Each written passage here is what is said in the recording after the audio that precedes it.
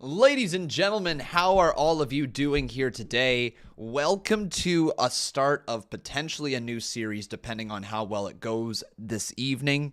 This is what is going on in wrestling. And essentially what we're going to do here is we are going to scour the internet, checking out what is going on in wrestling. News, rumors, videos being uploaded by people, tweets being released by individuals, all of that stuff will be covered right here on this show. And I hope you guys are excited and you can be a part of the show as well. If you're a part of the live chat, you can send all of your news, all of your rumors, all of the tweets you want me to check out over on Twitter at Conman167. Be a part of the show. Send your stuff in. We'll discuss it. All of that. Let's get into what is going on in wrestling. And I'm sure right away you guys can see by the title of this video that there has been a very interesting thing happen in professional wrestling. So if you have not heard, AEW and New Japan Pro Wrestling, they are coming together for an event called the Forbidden Door. And the Forbidden Door was kind of being, kind of being downplayed in how important it was going to be to the wrestling world. People were saying there's not a chance this is going to sell out. People are saying that this isn't a big deal, thinking that who's going to want to watch an AEW and New Japan Pro Wrestling crossover show? Well, the fact of the matter is, a lot of people did. Instant pre-sale sellout for the AEW New Japan Pro Wrestling Forbidden Door show at the United Center. Less than 40 minutes, mostly because AEW didn't release every ticket initially, and well over 20,000 people in the queue. They did hold back some sections for the general public on sale tomorrow. So the pre-sale sold out in less than 40 minutes, and the key part right there is 20,000 people in the queue.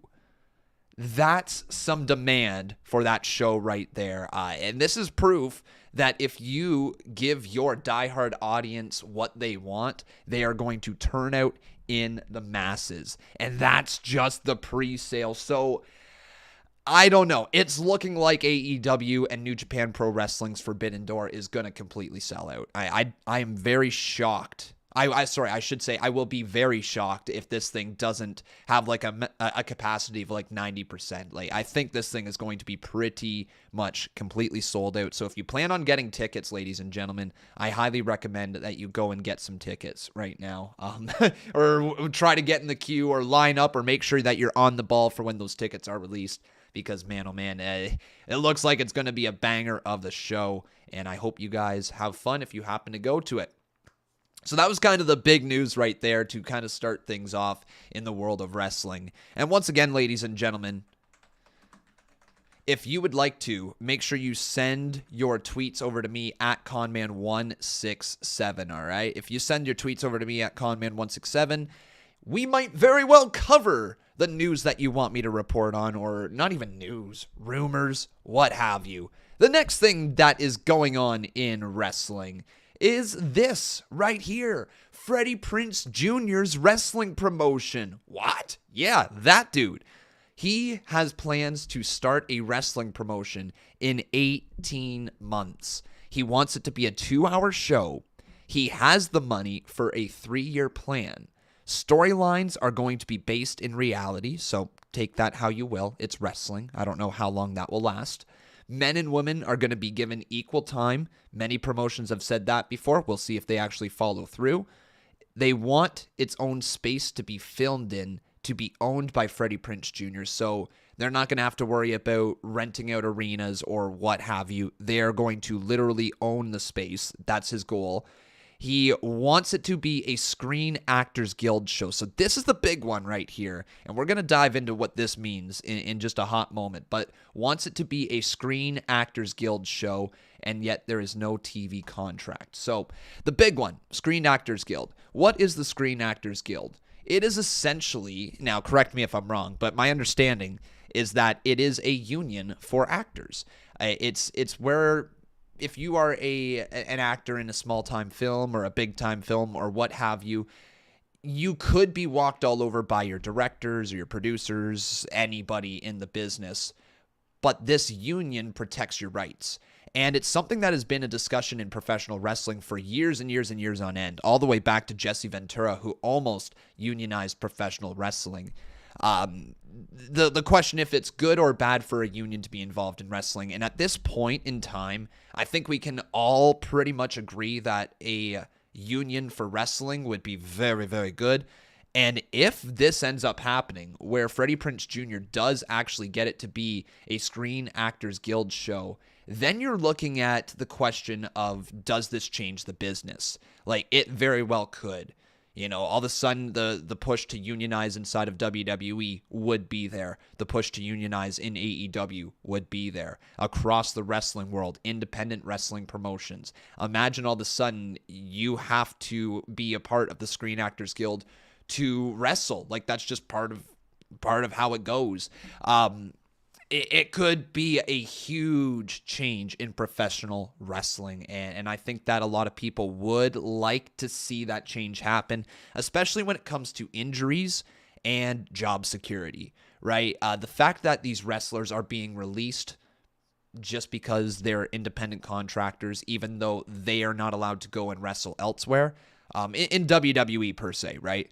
That's a big deal, right? Because WWE can terminate your contract at any given point, but you have no control over your contract. That is lopsided. That is a one-sided affair, and that's where the Screen Actors Guild could very well come in and change the business as a whole. So again, this is huge, and I want to keep a close eye on this in the next 18 months, because I don't know if you guys know who Freddie Prinze Jr. is, but at one point he was actually a writer for WWE, which means that he's got some experience in the business. And for him to go out there and do all of this could be huge, could be groundbreaking. It could be the stuff that, and if I'm going to be honest, the stuff that AEW should have been trying to invest in early on, because all of this stuff that Freddie Prinze Jr. is talking about looks good, looks really good on paper. Really good on paper. We'll see if he can pull it off. Again, wrestling is a interesting business, is it not? Boom. Let's talk about this one right here. So Bailey R01 just sent me a tweet saying, thoughts on RK Bro not originally lasting long. So if you guys have not heard about this story, essentially what it is that Matt Riddle and Randy Orton were only supposed to be together in a tag team for a month and a half, something like that. Like, it really was not supposed to be a long run. It was supposed to be just a kind of produce the content and get off our screens, probably enter into a feud afterwards. Maybe Randy Orton turning on Riddle or something along those lines. But Riddle and Orton love the tag team so much, they went and fought for the tag team to stay together, and now they are still together. So that's big for them, man. It shows that Randy Orton does have a lot of pull backstage. If he wants something, he's going to get it. And Riddle is definitely the beneficiary to this tag team partnership. But you also see the joy that Randy Orton is having along the way. He's got a lot of pull backstage, does he not? He truly does. Let's talk about the AEW video game, all right? AEW video game Fight Forever. If you guys have not heard, AEW is in the process of releasing a video game. I'm just going to find the tweet right here. This is a rough looking cover. I don't know if the cover is going to look anything like this, but this is what's been kind of going around on Twitter from Ukes and Epic Games. The game looks interesting, I think. I don't think it looks bad. Like, let me just pull up Twitter right here as I'm scrolling through. So, like, you can see the graphics for Kenny Omega right there. It's interesting, but we've got a potential release date for it. The AEW console game is expected to release this year in September of 2022. So that's the intended release date. I don't know if it's going to actually end up happening. I've heard that there's some issues when it comes to this video game right now.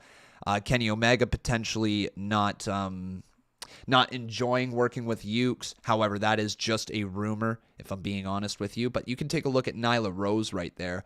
And we'll show you a little bit of the graphics. So that's Chris Statlander and Nyla Rose. Different graphics. It's not going to feel like a WWE 2K game. Let me be honest with you. It's just not going to feel like a WWE 2K game. It's going to be different. It's going to have a different vibe to it. Doesn't mean it's going to be bad, all right? That's not what I'm saying. It's just it's not going to be exactly what people expect, I'm pretty sure. Let me show you Chris Statlander here as well. Like, this is interesting. You know, it looks okay. And I will say that it looks okay. And beyond that, I think the gameplay will be fun. I don't know how deep it's going to be. And I think that's what a lot of people are worried about, is how deep is this game going to actually be? They got 50 characters going into it, which is a huge cut from the roster size that they actually have. There's going to be notable people missing from the game. So that's basically where they are at. Gina Charles, how you doing, my friend? Welcome to the channel. It's good to have you here. We also got some tweets being sent in towards us right here. So let me take a little look right here. This one is from Jake. He says AEW's console game is way over budget and required extra investment, according to Sports Gamers Online reporting. Their sources claim that the relationship between Kenny Omega and Ukes isn't good, and Fight Forever may be a one and done. Interesting. And what you mean by one and done could very well be a one and done between Ukes and AEW. That doesn't mean for sure that there would not be another AEW video game in the future, but you never know what it ends up happening. There's also something else sent here. Thank you very much, Jake, for sending these in. He says Tessa Blanchard may be on the outs at WoW per Fightful Select. Talents were allegedly upset when Blanchard tore apart another wrestler in a promo. Classes were canceled and Tessa is no longer leading training. That's actually a great transition here because we can talk about Tessa Blanchard. We do have the Fightful Select report right here that I can get into. But Tessa Blanchard, ladies and gentlemen, what a fall from grace. Just a couple of years ago, she was the Impact Wrestling World Champion. Not just the women's, the World Champion. It was going to be a massive push for Tessa Blanchard, and then all of the stuff came out about her, and she is incredibly difficult to work with, apparently. But here we go. Let's read this report from Fightful Select. And once again, guys, if you guys want to get the Fightful Select reports when they come out, make sure you subscribe to Fightful Select. It's a really, really good place to go. But it seems as if Women of Wrestling is already facing issues if people in the company are to be believed. So take this with a grain of salt. So via sources that work for Women of Wrestling in a talent capacity, Fightful has been informed of allegations of issues surrounding Tessa Blanchard and WoW, after the brand looked to serve as a rehabilitation project for her. After Blanchard deactivated her social media, Fightful was told that WoW sources there had been a bit of a fallout between the two sides. We do not know her status for this week's WoW taping, but that will likely paint a broader picture. So they're basically saying if you want to know more about the Tessa Blanchard situation, you'll know more about it after the tapings. The issue within verifying the information, so this is where this could potentially be taken with a grain of salt. Many of the people who work for WoW have signed non-disclosure agreements and fear that there will be backlash from the company or Blanchard when speaking out. That's not good. Based on those who we've spoken to, many within WoW seem to think that both have more power within wrestling than they actually do. Different, okay. So one source alleges that in a class in mid-April, Blanchard cut a promo on a wrestler, Samantha Sage, who is known as Americana. We're told that the promo saw Blanchard tear apart Sage, leading to many trainees speaking up. The WoW in a promo. That must have been brutal, man. Per the source, acting classes were canceled from that point until further notice. Are you kidding? At least one trainee was told that Blanchard would be less involved moving forward, but that's hardly confirmed. We reached out to Sage, but they didn't hear back. Another source indicated that Tessa Blanchard is no longer in charge of training talent, okay, and that Selena Majors has been brought back to handle that moving forward. Another anonymous source said if you're a fan of Tessa, you'd better learn Spanish, implying that she will have to work in Mexico because nobody else is going to book her. She's only 26 years old as well. That's insane. Only 26, and she's only wrestled one match in the last 2 years. So that's pretty much it, guys. The fall from grace for Tessa Blanchard.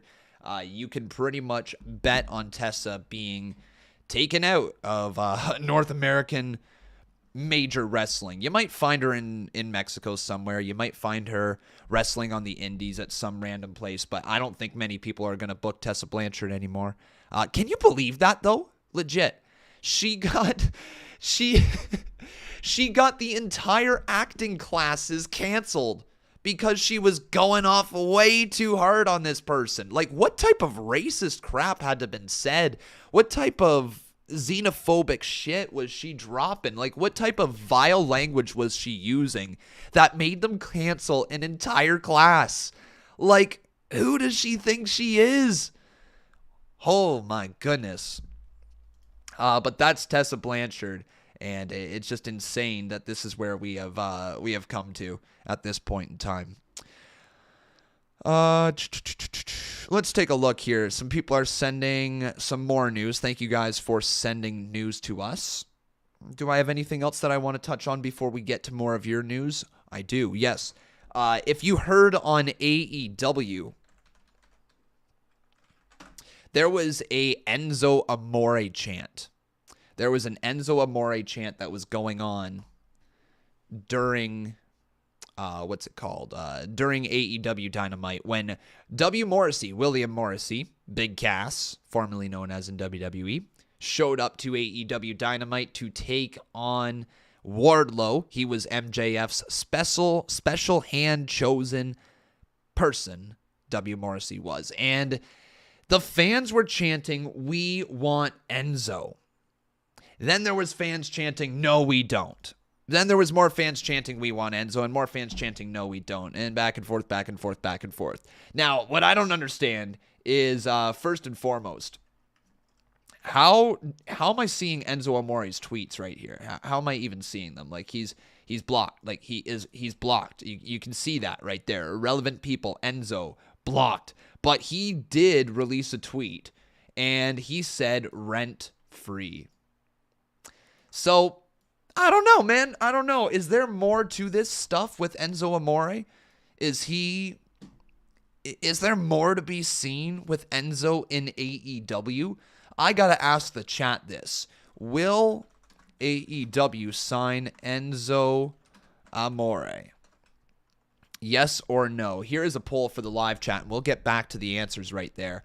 But this is certainly something to keep an eye on, because not only was he trending, but there was chants for him, and it was dueling chants, and it drew a reaction. It's just whether or not we end up seeing it or not. Randy Sam says, do you think that Tessa is about to go to Control Your Narrative? You know what, man? You might be onto something there. That might be the only place that truly books her at this point.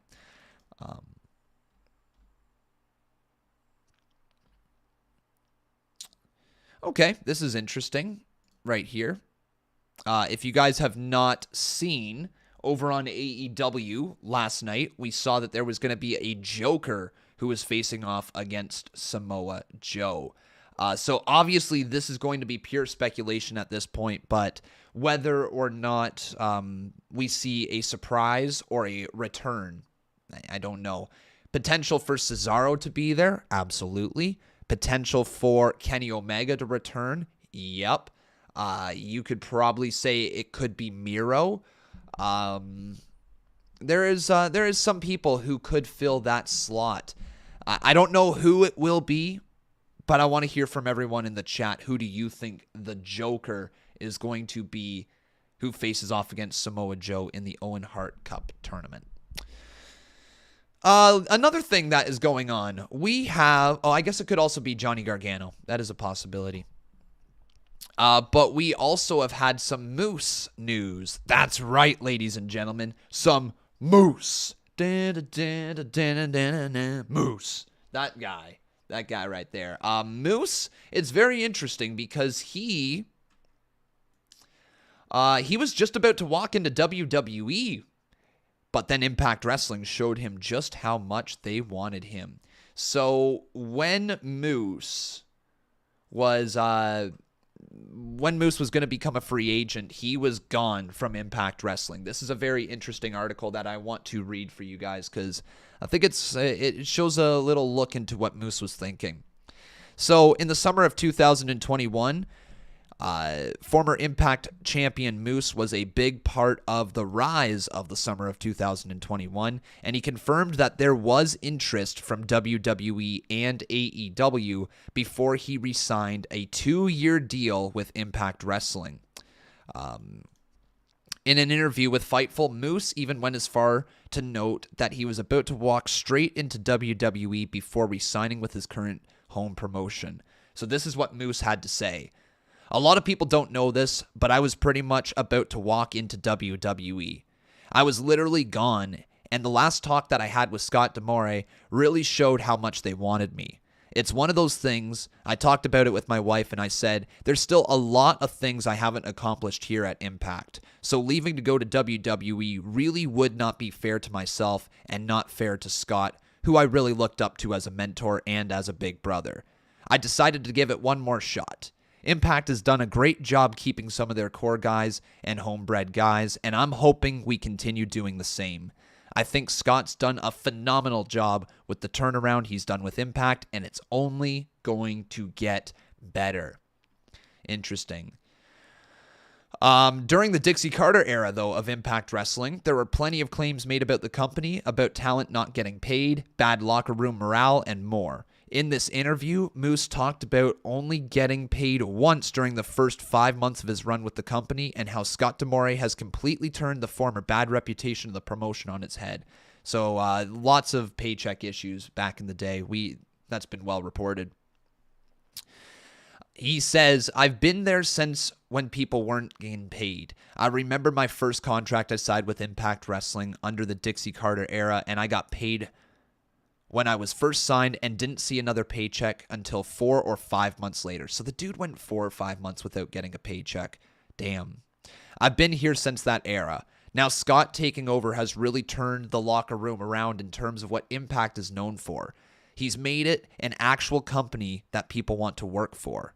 We have the Briscoes with us now, and hopefully that's going to be a long-term thing based on a long-term build with us. I'm really hoping that gets done with them. A name like the Briscoes, probably the best tag team in all of professional wrestling, signed with Impact after the Good Brothers just signed with Impact. After we just got Jonah and Morrissey, all these guys that came in. Hopefully that shows that, man, Impact is the place to go and actual names want to go there. That's what I'm praying and hoping for, so we'll see what happens. And then they finish off the article by saying, on the flip side of the coin, many WWE talents have signed with Impact Wrestling following their departure from the company. Impact has made former WWE talents like Jonah, Matt Cardona, and W. Morrissey centerpieces of their weekly programming in recent months. So there you go, guys. That is what was going on with Moose in the world of professional wrestling.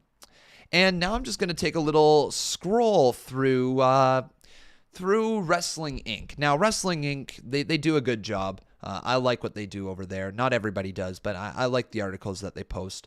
This is some interesting news. Nikki Bella is set to host a new USA Network game show. So, Nikki Bella is set to host a new game show, according to Deadline.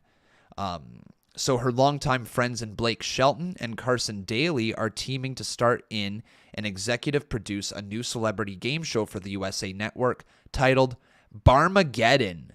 Barmageddon. different. Very, very different. So this is kind of the idea of the game show. In each episode, 2 celebrities will play a unique set of 5 games in the bar to win a much-needed prize for viral internet sensation each has chosen to support. All right. Have fun, Nikki Bella. Have fun.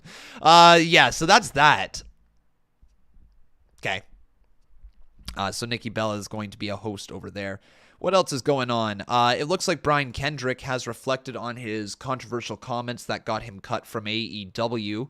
If you guys didn't hear, he made some past comments about the, I think it was the Holocaust, right? Am I right there?